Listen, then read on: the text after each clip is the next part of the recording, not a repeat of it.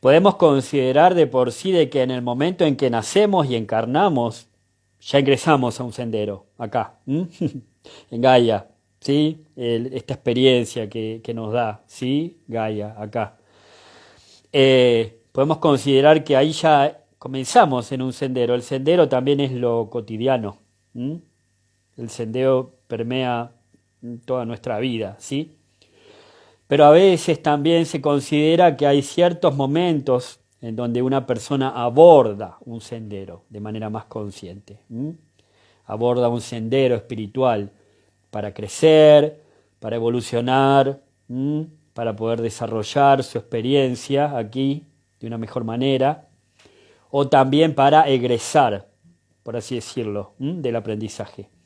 Esa sería la finalidad última de un sendero, poder realizarse, poder egresar esta experiencia.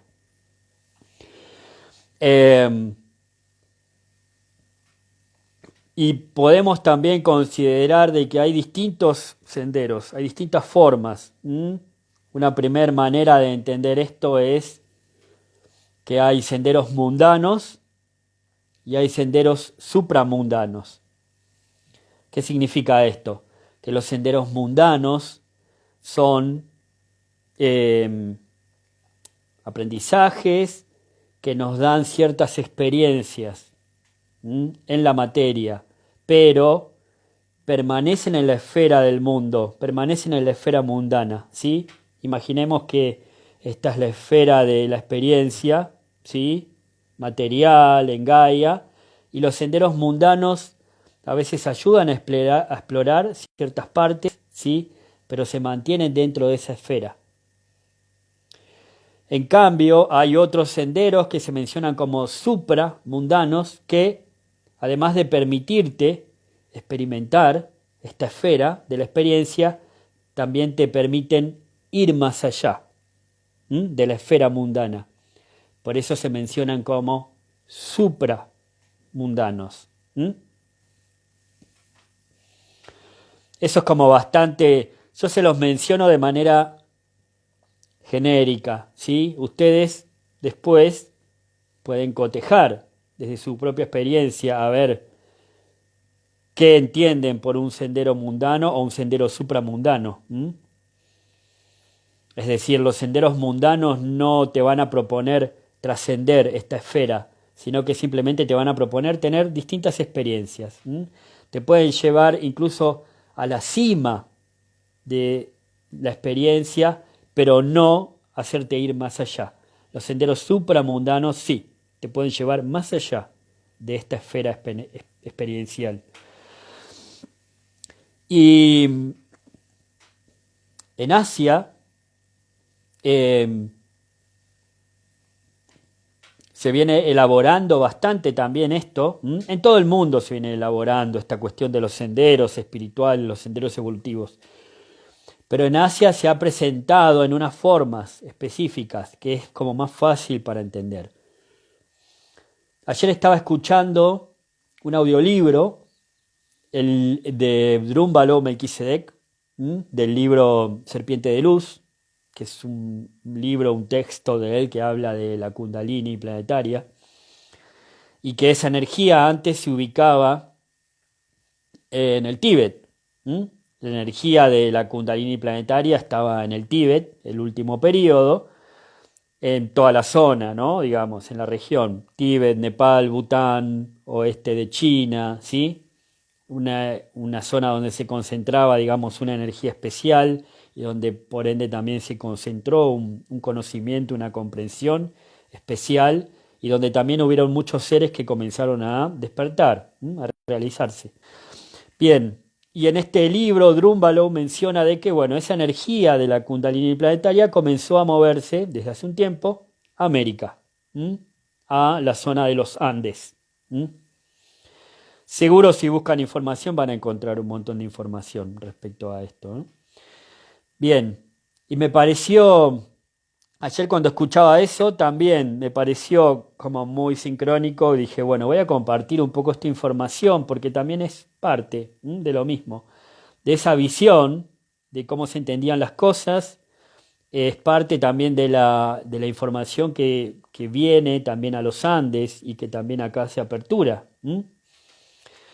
De hecho, hace muchos años también vienen maestros de Oriente a América a traer la remembranza de estas cosas, porque son cosas útiles para cualquier momento y cualquier cultura, cualquier época y cualquier cultura. Bien, en Tíbet, en las diferentes líneas que había una que se llama, todavía están, los Nigmapa, que le decían también la escuela antigua o los del sol, y ellos presentaban una forma de nueve vehículos o 9 formas de abordar un sendero. Porque entender eso es como una forma también más fácil de primero entender en dónde está uno parado, poder uno mismo reconocerse, saber en qué parte de la experiencia está, y también poder comprender a los demás y respetar el camino que esté caminando el otro. Entonces es bastante útil a veces también entender, ¿sí? El mapa completo, por así decirlo. Y bueno, esta línea, los Nigmapa, ellos presentaban así una forma de 9 vehículos o 9 senderos que sigue siendo bastante actual. Y si uno logra entenderlo eso de forma simple, pudiendo ir más allá de los nombres y los rótulos específicos de las culturas, uno puede ver que eso está presente en muchas cosas. Y de hecho, hablando el año pasado con una hermana, con Ana, hemos hablado de estos temas también varias veces, así en directo con ella, cuando ella estaba viajando por Asia. Y también a veces eso va de la mano con la numerología, porque también hay mucha gente que ahora está entendiendo esta cuestión del 369, toda la información que traen estos números. Bueno, también tiene que ver porque los 9 vehículos, estos 9 senderos de liberación, también tienen una subdivisión de 3, de 6 y dan un total de 9. Así que eso es lo que les voy a comentar ahora brevemente. Por empezar, bueno, se considera, yo los voy a ir mencionando en un orden, pero esto no quiere decir de que uno sea mejor que otro o nada de eso, ¿sí? Es como que de alguna forma tenemos como que por ahí tener maneras de expresar las cosas. Pero todos los senderos van a la misma finalidad, que es poder despertarse, o liberarse, o iluminarse, o egresar de esta experiencia, realizarse, ¿sí? Todas esas palabras son como sinónimos de alguna forma. Y si bien hay diferentes niveles de realización o de despertar, como que los senderos apuntan básicamente a eso, ¿sí? Senderos supramundanos. Así que para empezar, bueno, hay como unos primeros senderos que se llaman como de renuncia. Los primeros 3 senderos. Que básicamente los senderos de renuncia son los senderos que abordan, ya sea conscientemente o a veces naturalmente, ¿sí? Espontáneamente, digamos, las personas tienen ese abordaje hacia la vida misma, ¿sí? Que significa de que sienten cierto rechazo por algunas cosas del mundo, ¿sí? Cuando a veces se ven las injusticias, las cosas que no están bien, ¿sí?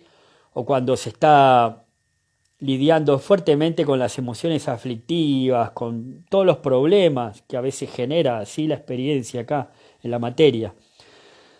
A veces algunas personas sienten rechazo a eso. Y ese rechazo les produce retirarse, por decirlo de alguna forma. Entonces, en estos senderos, en estos primeros 3 senderos de la renuncia,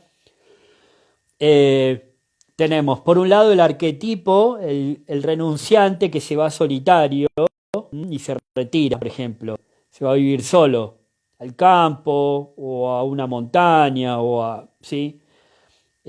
Como un poco la imagen sí, del yogi solitario.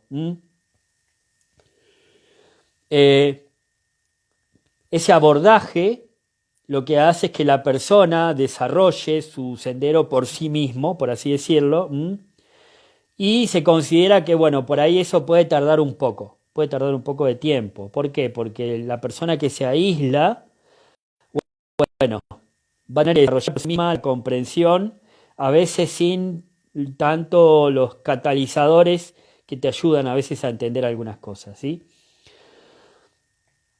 Esto en líneas generales. Y por supuesto, no estamos acá estableciendo juicios de qué está bien o qué está mal, ¿sí? O de qué es menos o qué es más, sino que todas las cosas son según la configuración de lo que cada ser necesita. Así que por un lado está eso. Primero que nada se mencionan como los renunciantes así individuales, por así decirlo, ¿no? Luego están los que renuncian pero tienen contacto con enseñanzas. A veces hay personas que renuncian al mundo y se retiran, pero tienen contactos, ¿sí? Les dicen también los oyentes, como que escuchan enseñanzas, escuchan ciertos consejos, ciertas cosas sobre cómo lidiar con los problemas. Entonces eso les ayuda un poco también en el abordaje de su propio sendero. Y por otro lado también está, dentro de estos tres vehículos de renuncia, los renunciantes también en grupos, que se agrupan. Un grupo de personas que justamente están trabajando mucho con el rechazo del mundo, con la energía así tan fuerte, y se retiran en grupo, lo que eso les facilita un poco también el abordaje del sendero. El típico ejemplo de esto son los monjes o todas las formas monásticas de cualquier parte del planeta y de cualquier istmo, de cualquier religión, de cualquier forma, en donde se retiran a templos y están así, digamos, como en una vivencia de retiro mismo, ¿sí? A algunas personas a veces le dicen retiro a irse 2 o 3 días, ¿sí? Bueno, eso es un mini retiro. Hay personas que lo abordan como una forma de vida y a veces están décadas o toda su vida así. Esa es la forma de la renuncia grupal, por así decirlo, ¿no? Que en términos, en términos orientales, en este lenguaje que usan tradicionalmente en los 9 vehículos, le dicen Hinayana y Mahayana. Hinayana cuando el renunciante se retira de forma individual, y Mahayana cuando es en grupo, ¿sí? Por ahí trato de no decir mucho esos términos para no quedarse solo con la palabrita rara, ¿sí? Sino como poder entenderlo a grandes rasgos. Después, si ustedes resuenan con alguna parte, investigan y van a ver que después hay muchísima información de esto. Yo trato de pasarlo lo más simple posible. Bien, luego de esos primeros 3 vehículos de renuncia, que también tienen que ver mucho a veces con lo que se menciona como el sutra, con los sutras, con las escrituras. Generalmente los que abordan estos senderos tienen contacto con escrituras, ¿sí? Que es lo que los ayuda de alguna forma a avanzar también. Escrituras de enseñanzas, por supuesto, ¿no? Luego de estos 3 vehículos hay 6 que se mencionan, 6 vehículos que se mencionan como transformación. Es decir,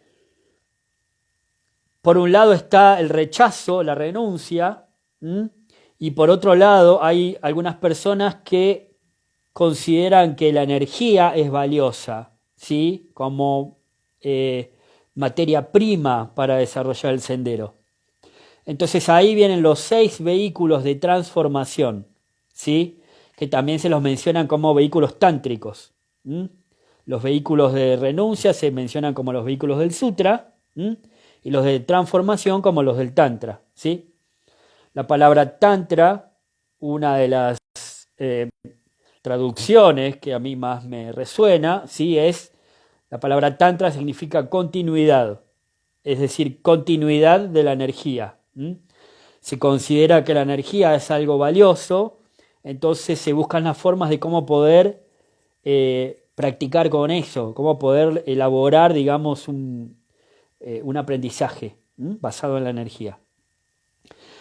Y en estos 6 senderos de transformación, estos 6 senderos también se dividen en 3 senderos de transformación externa y 3 senderos de transformación interna.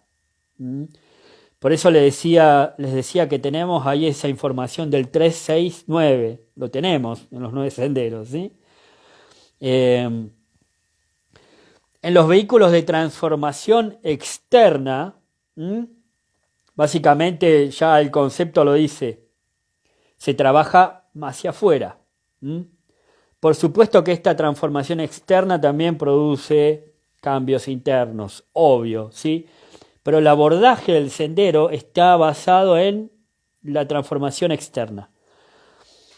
En estos senderos es donde empieza a entrar todo lo que tiene que ver también, por supuesto, la limpieza física, la limpieza emocional, la limpieza mental y los rituales o la gestualidad que se hace hacia afuera. ¿Por qué? Porque en los tantras externos se considera que hay una energía superior, hay una divinidad, una deidad. A veces hay muchos, para los que creen en muchas divinidades o en muchas energías superiores, ¿sí? O a veces hay una sola, para los que creen en una sola fuente, en un solo Dios. Se considera que eso está fuera. Entonces se hacen diferentes formas de yoga para poder conectarse con eso. La palabra yoga significa unión. Yoga no es solamente la parte de ejercicios físicos, esa es una parte, ¿sí? La mayoría de la gente también asocia la palabra yoga con hacer ejercicios físicos, eso es el hatha yoga. Pero uno puede hacer yoga de muchas maneras. Yoga significa unión. ¿Con qué te unís? Te unís con la fuente, ¿sí? O con alguna deidad o alguna energía. Entonces hay muchas formas de hacer yoga. Se puede hacer yoga a través de la meditación, se puede hacer yoga a través de mantras, oraciones, sonidos. Hay muchas formas. También el yoga físico. Hay muchas formas.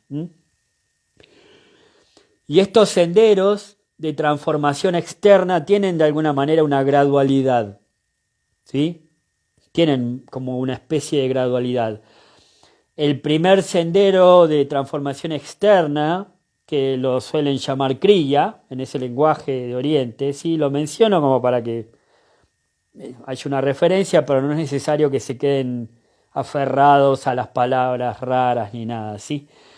Pero en Oriente se suele mencionar Kriya, esa entrada al sendero de transformación, que trabaja bastante con lo que es la limpieza, la purificación del cuerpo, de las emociones, de la mente, ¿sí? Luego viene el Upaya y luego viene el Yoga Tantra. Son como formas graduales en donde eso va avanzando, ¿sí? Y se considera que a medida que ese sendero de transformación externa avanza, al principio es como que se considera que la deidad está lejos, es algo que está como muy lejos, allá en un lugar como casi inalcanzable, y uno va haciendo un yoga, va haciendo una conexión, y a medida que avanzan estos senderos, por así decirlo, es como que la deidad uno va adquiriendo familiaridad, ¿sí? Hasta luego verla como un amigo, por así decirlo, ¿sí? A la deidad, o verla como algo cercano, ¿sí?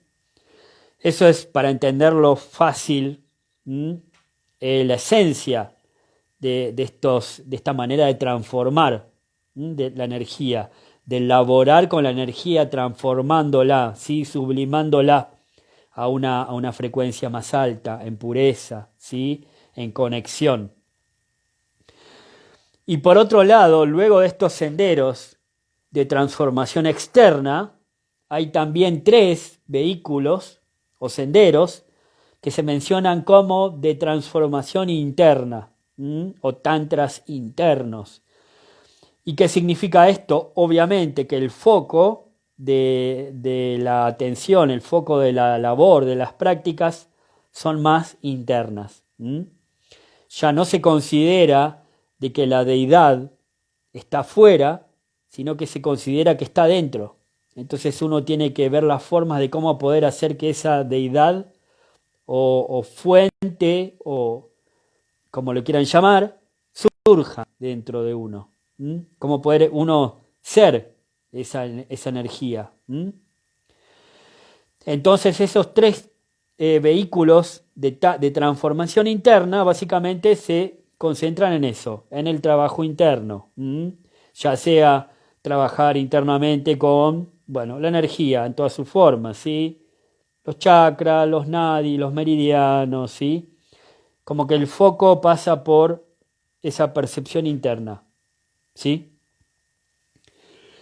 También hay como cierta gradualidad en estos vehículos, porque al principio suelen ser como muy complejos, los tantras internos, por así decirlo, suelen ser como bastante complejos al principio, muy elaborados en las visualizaciones, en las prácticas, ¿sí? Que a veces incluyen sonidos, mantras, ejercicio físico, visualización, de todo, ¿sí? Para poder hacer que emerja esa energía interna. Eh, y luego hay como un estadio un poco más resumido, por así decirlo, más espontáneo, donde la transformación es como más súbita. Y luego hay como una especie de último estadio, o que a veces se menciona como el noveno vehículo, que es el vehículo de la autoliberación, en donde se vuelve también como bastante abstracto el sendero, ¿sí? Y en donde uno es consciente de que uno es totalmente responsable de su camino, de su sendero, ¿sí? Por eso se menciona como autoliberación. Porque en los otros puntos de vista que mencionábamos, en los externos, como que uno le pide a la fuente o a las deidades, les pide ayuda, ¿sí? Y a medida que se va avanzando, uno empieza como a entender de que esa energía tiene que surgir desde dentro, ¿sí? Por eso culmina en una autoliberación. Vuelvo a decir, no hay cosas que estén bien o estén mal, o cosas que sean inferiores o superiores, sino que son como diferentes maneras de entender el propio camino, la propia energía, ¿sí? Y tampoco a veces es tanto como uno decir, bueno, yo soy de tal, yo estoy en tal vehículo, sino que a veces hay que uno realmente poder ser honesto y ver por uno mismo en qué estadio está. ¿En qué estadio está? Porque hay personas que tienen más inclinación a la renuncia y está bien. Y eso es lo que los va a ayudar a obtener el fruto de la liberación o del despertar o de realizarse, digamos, en la materia. Las personas que tienen la inclinación a la renuncia suelen trabajar más con la energía de la claridad, porque cuando la energía del rechazo se sublima, se transforma en claridad. Y las personas que tienen más inclinación a lo tántrico, a la transformación, trabajan más con la energía del gozo. Porque en el tantra se trabaja bastante con lo que es el apego, y el apego, cuando se sublima, se transforma en gozo, en poder tener las experiencias gozosas sin apego, ¿sí? Es bastante sencillo esto, por más que a veces uso palabras que pueden tener es que de alguna forma lo tengo que mencionar, pero bueno. Y finalmente como que la raíz de todo eso viene a ser la ignorancia, ¿sí? Tanto del el rechazo como el apego, que son los dos que básicamente se elabora a gran escala, digamos así, en estos vehículos, tienen una misma raíz que es la ignorancia. La ignorancia o el olvido de que somos parte del todo, de que ya estamos, digamos, eh, ¿cómo decirlo? Ya estamos despiertos, ya estamos iluminados. De hecho, en el último sendero, en el noveno, se menciona mucho de que la base de los seres ya es el despertar, la iluminación, la liberación. Es la base de los seres. Lo que pasa es que al momento de encarnar y entrar en esta experiencia, se viene con velo de olvido, ¿sí? Y se empiezan a generar un montón de situaciones en el aprendizaje, lo que es acá en la Tierra, ¿sí? Y que muchas veces ese olvido y esa confusión hacen que un alma permanezca durante muchas vidas en un ciclo de reencarnaciones. Por eso se menciona que el fruto de estos senderos, de este abordaje consciente, lo que hace es que te libera. Te libera, entre otras cosas, de esa rueda encarnatoria o samsara, como le llaman. Esa es una de las cosas, ¿sí? Hay muchas cosas, digamos, de lo que se considera como el fruto de abordar un sendero. Además de que de por sí en el cotidiano, en el día a día, empezás a notar ciertas mejoras o ciertas comprensiones, ¿sí? Pero recordemos que el fin último siempre es la trascendencia, realizarse en este plano y en esta vida. Bien, me gustaría también un poco comentarles algunas cosas. Esto que les digo, obvio, no es la primera vez que digo esto, lo he hablado también ya un montón de veces. No soy la única persona que habla de esto. Hay muchísima gente, incluso que tiene formas mucho mejores de explicarlo que yo. Pero por ahí yo también hago parte de mi compartir, que es lo que hace que por ahí tengas noticia por primera vez de esto. Y si empezás a ser consciente de eso, puedes generar las condiciones de que lo puedas desarrollar en tu vida, un sendero. Por eso al principio les decía, el sendero permea la vida misma, pero en el momento en que por ahí haces como más consciente esa decisión, empieza como a tomar más relevancia, empieza a volverse más significativo, lo que es tomar la vida como un propio sendero de evolución.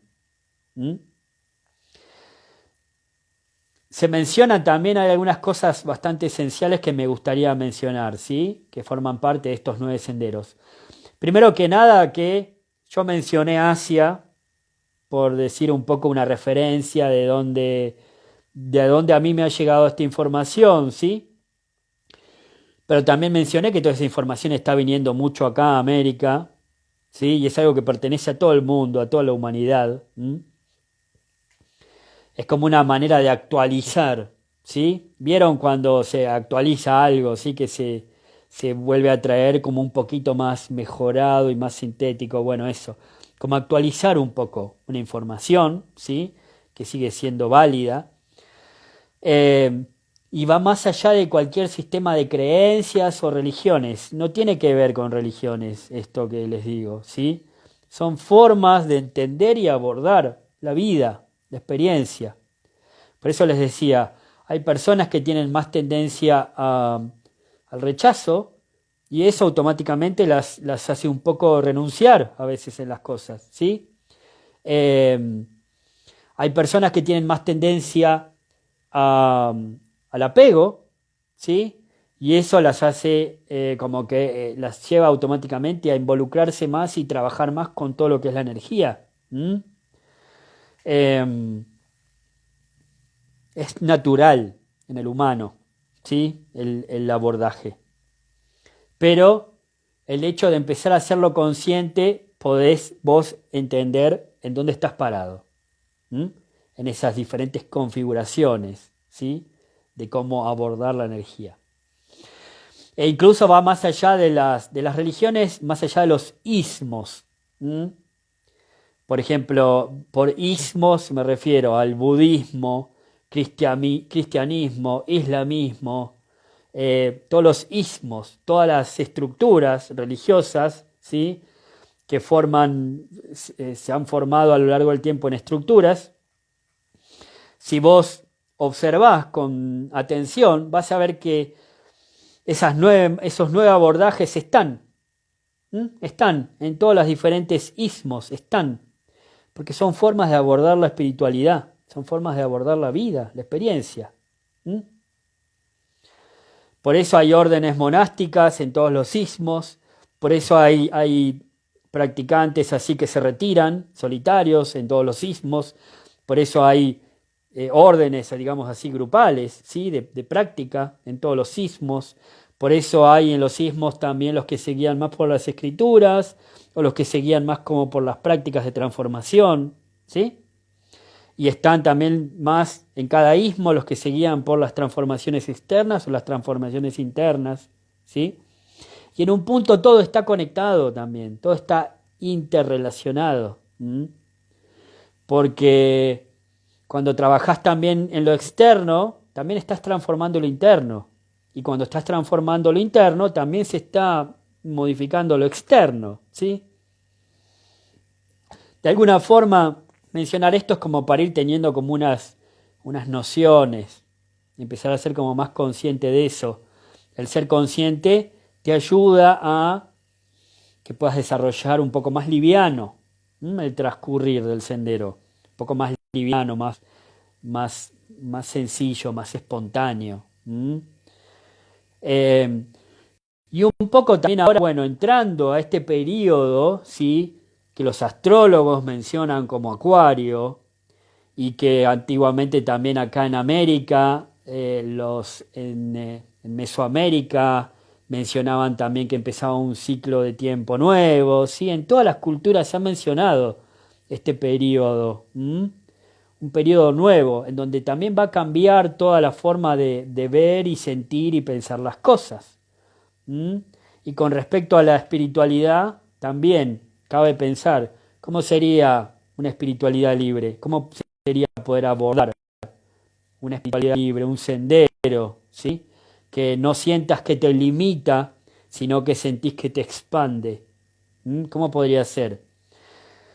Así que yo creo que un poco esas formas se van a ir sublimando también, ¿sí? Van a ir evolucionando para que cada persona pueda entender su configuración, pueda entender su propia configuración. Y abordar el propio sendero no significa ser irresponsable, no, nada, en absoluto. Cuando uno empieza a ver en detalle esta gradualidad de los senderos, se va dando cuenta que los senderos avanzan a medida que uno empieza a ser más consciente de sí mismo.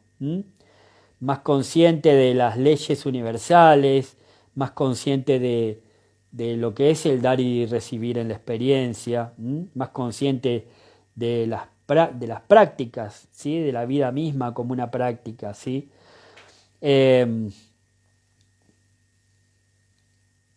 Por eso mencionaba que hay como un último estadio, un último o un primer estadio, ¿sí? Que es como de autoliberación, ¿sí?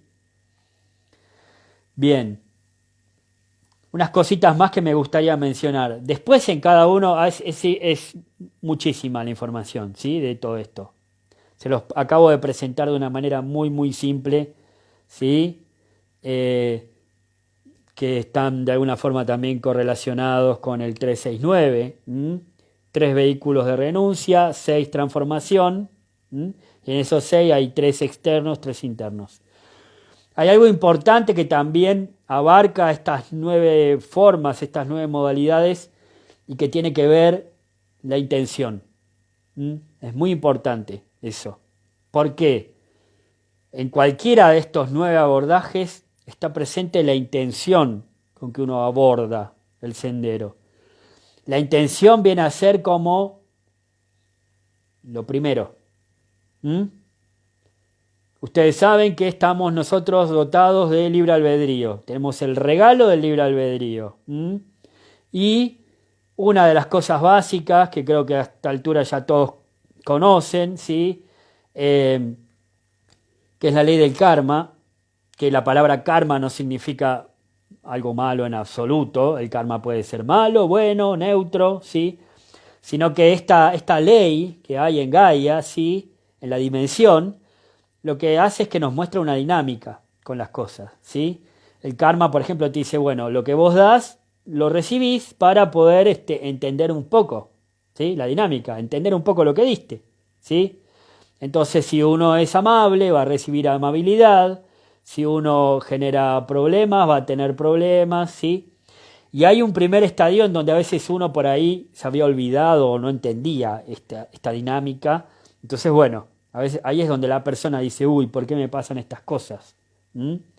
Y a veces no se da cuenta de que tal vez esas cosas las generó la misma persona. En el momento en que por ahí se da cuenta, perfecto, porque tiene ya esa comprensión y lo puede empezar a modificar.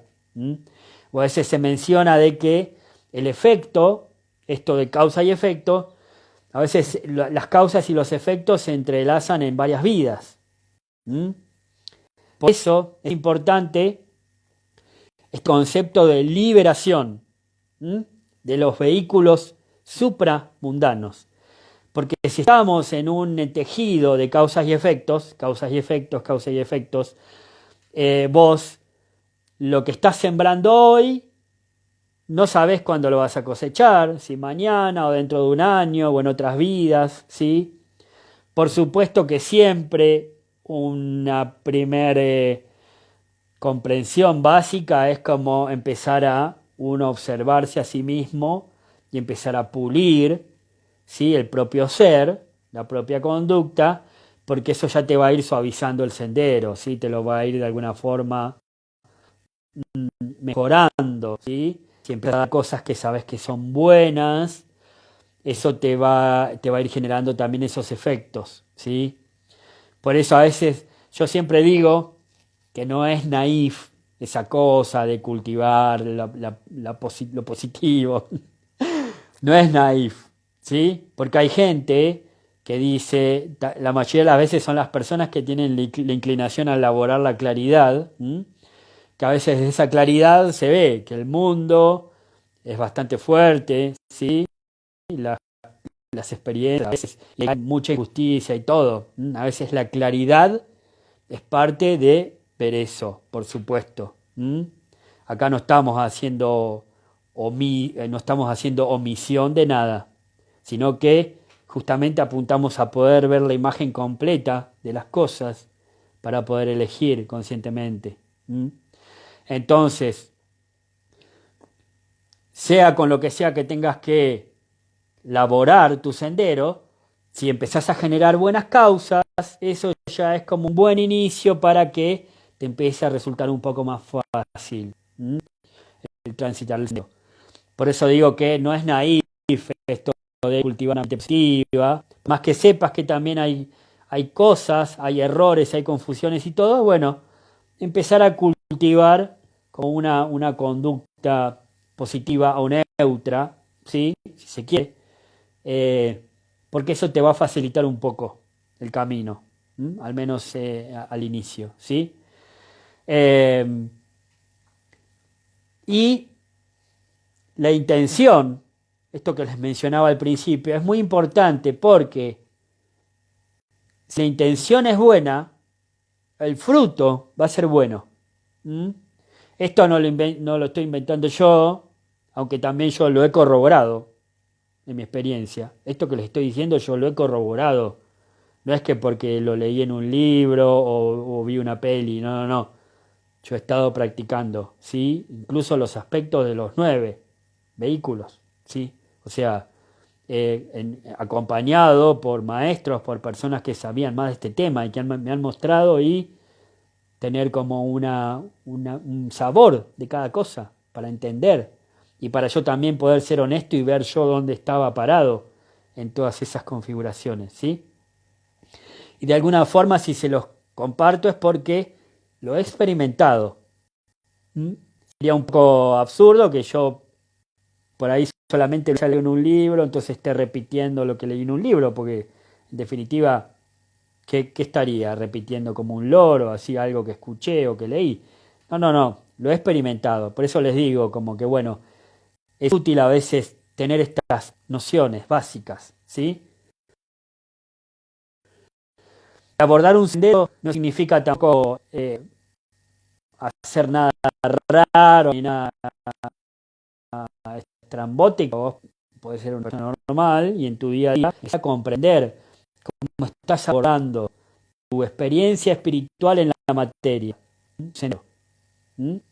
Lo que sí hay ciertas diferencias que está bueno entender, que era lo que decía al principio, de los mundanos. Los seres humanos van a dar ciertas experiencias, ciertas vivencias en la esfera mundana. ¿Mm? Pero no te van a hacer ir más allá de eso, no te van a sacar de la esfera mundana. En cambio, los senderos supramundanos sí te están proponiendo que, además de tener las experiencias en la esfera mundana, que también puedas salir. ¿Mm? Y ahí es donde entra de vuelta este concepto de que hay a veces almas que encarnan en Gaia y cuando ingresan tienen velo de olvido y a veces el entramado de situaciones y causas y efectos, todo, las hacen a que empiecen a girar en un ciclo de muchas encarnaciones cuando podrían egresar de la experiencia. ¿Mm? Y en todo caso, volver a encarnar en Gaia, si quieren, ¿sí? Y no por obligación, no porque sean arrastrados por las causas, ¿sí? Sino de poder liberarse de eso y, en todo caso, volver a regresar conscientemente, ¿sí? A la encarnación, como hacen muchos seres movidos por el amor, ¿sí? Los seres que desarrollan un nivel de conciencia más grande, espontáneamente, obviamente, desarrollan un amor más grande, ¿sí? El amor en todas sus formas, el amor incondicional, el amor compasivo, ¿sí? Entonces, ese amor a veces los mueve a volver a encarnar en Gaia, pero lo hacen de manera consciente, lo hacen libres, ¿sí? Por eso les mencionaba, estamos dotados de un gran regalo en esta experiencia que es el libre albedrío, entonces podemos elegir. Y en esas elecciones que hacemos en el cotidiano, por ejemplo, vos en el cotidiano podés, con tu poder de elección, podés elegir viajar a algún lugar, o elegís una familia, o elegís una experiencia, y esa elección te lleva a vivir una serie de vivencias, ¿m? O pantallas, como les dicen también, ¿no? Empezás a ver diferentes pantallas de vivencias, de cosas que te pasan. Bueno, ¿eso dónde empezó?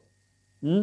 Con la intención, con esa intención que tuviste y que luego tomaste una decisión y esa decisión te empezó a generar un entramado de experiencias en la realidad, ¿sí?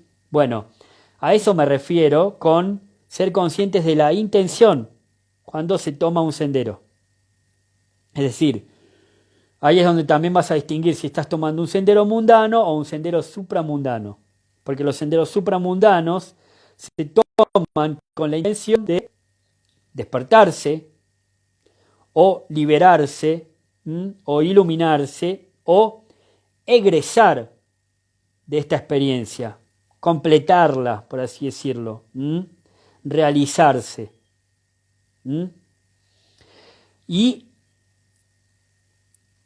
es importante también como la sinceridad con la que uno intenciona, ¿sí? Porque a veces uno tiene una intención como una cosita así suavecita, entonces es como algo que por ahí no, ¿sí? No tiene mucha fuerza. Y por ahí a veces la tomás con una firme determinación, esa intención, y esa intención la sostenés durante varios años, ¿sí? Como que mantenés encendido ese deseo, pasen las cosas que pasen, entonces esa misma intención te va presentando las situaciones que vas viviendo, hasta que puedas tener como el fruto de eso, por así decirlo. ¿Mm? Por eso es importante. Una vez recibí un mensaje de un maestro del rayo azul, que es el Moria Khan, que él me dijo, lo vi en una meditación así en el plano etérico, que él me dijo, liberarse es una decisión. Lo hizo así, muy corta, ¿no? Bueno, sí, claro, muy rayo azul eso también, ¿no? La voluntad. Porque claro, cuando me dijo eso, yo después con el tiempo fui entendiendo. A veces los maestros te dicen cosas muy cortitas, muy breves, pero que son comprensiones que se van abriendo en tu corazón durante mucho tiempo. Porque según tu estado de conciencia, en un momento entendés una cosa, después otra, después otra. Mismo también con esos libros que traen enseñanzas así profundas, espirituales, vos agarrás uno de esos libros y según tu estado de conciencia es lo que vas a entender. Más que nada cuando están escritos de una forma un poco críptica, ¿sí? o mística, cuando utilizan un lenguaje místico. Según el estado de conciencia en el que estés, es lo que vas a entender. A veces te pasa que ves un texto con alguna cosa muy profunda que vos lo lees y te viene cierta impresión o comprensión y lo volvés a agarrar al otro año y entendés otra cosa, porque tu conciencia no es la misma, tu conciencia creció, se expandió. Y lo mismo me fue pasando con esto, con este mensaje de este maestro, que me dijo, claro, liberarse es una decisión. Claro, pasa que es una decisión que uno toma y que te implica luego ir tomando un montón de otras decisiones que te van generando el sendero, el camino, te van generando las vivencias, las experiencias que tenés, las personas con las que te encontrás. O sea, es como que es lo que te marca un norte, por así decirlo. Así que bueno, estos son conceptos como interesantes de tener en cuenta, ¿sí? La intención, cultivar la intención, ¿sí? Cuando vas a meditar, cuando vas a hacer alguna práctica, decir, volver a recordarte, bueno, ¿para qué estoy haciendo esto? ¿Para qué era que estoy haciendo esto? ¿Sí? Recordarte, si sembrás en vos la semilla del despertar, esa semilla, con tus prácticas, con tu atención, con tu conducta del día a día, es como si la fueras regando. Y esa semilla en un momento va a germinar y va a florecer, va a crecer, va a florecer y te va a dar un fruto, que ese fruto puede ser el despertar. Y ese proceso es tuyo, es de vos para con vos mismo. Todas las cuestiones que vengan de afuera, ya sean enseñanzas, vivencias, maestros, son como los elementos, digamos, que pueden ayudar a nutrir ese crecimiento, esa semilla que sembraste, ¿sí? Al igual que, por ejemplo, en la tierra uno pone una semilla y para que la semilla germine tiene que estar la tierra, tiene que venir el aire, el agua, ¿sí? Los 5 elementos tienen que estar presentes. Bueno, lo mismo, esa intención que vos sembrás, de alguna forma, te marca la intención con que sembraste esa semilla, te marca una dirección, te empieza a generar los nutrientes, ¿sí? Que te van a vos ir llevando a que puedas desarrollar, ¿sí? Esa intención que has sembrado y la puedas ver florecer y la puedas ver crecer y darte un fruto, tener un fruto, ¿sí? Pero es un proceso de vos mismo para con vos mismo, ¿sí?